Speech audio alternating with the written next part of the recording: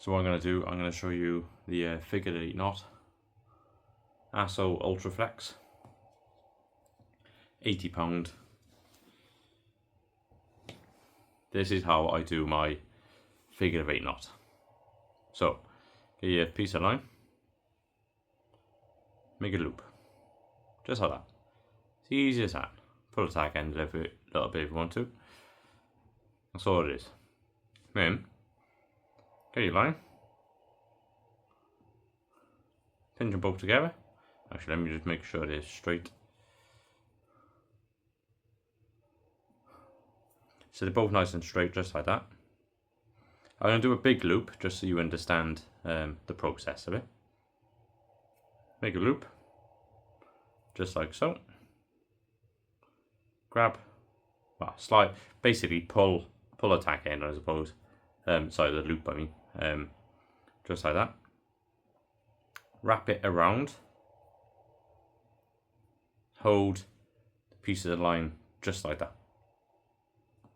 Get this tag end then. This loop, I should say. I keep calling it a tag end, but it's not. The loop. Poke it through the hole. Through the back. And pull. And then you will see the number 8. Now if you see the number 8, you know you've done it right. If you don't see the number 8, you make sure you undo it and do it again, because it might not hold. But this knot is what I use for my dongle. I'll have another separate video for the dongle rig, but that's how I do my figure of 8 knot. Some people with £80 line won't wet it, but I always do, just to make sure. Grab the tag end and the main line both together. Give it a good pull.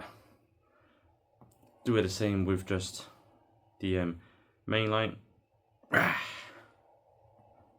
That's not going anywhere as well. Got your tag end. I'm not chucking it in my pocket actually. And that is the figure of 8 loop. What I would do then, I would attach that to my hook. You could also use these loops for a lot of type of fishing. It's not just sea fishing, but this is my way of doing the figure 8 knot. It's pretty much the standard way, I suppose. Some people go from the front, they do it this way, but how I got my hands position is comfy for me. But like I said, as long as you get the number 8 in the knot, you know you've done it right. If you don't, I'll show you an example. Again, put it in my pocket. If you just do your knot, you can do like this, poke it back through,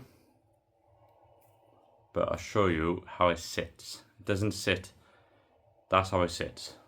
So if yours sits like this, you know you've done it wrong. If yours comes pretty much straight, you've done it correct.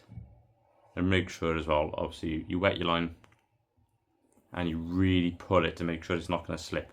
Because if you slip and you've got a big fish on and you lose it, I don't want you crying to me that the knot has slipped. But as long as you tie it correctly, just like I've showed you, you'll be fine. Tight lines, guys. Team Shepherd.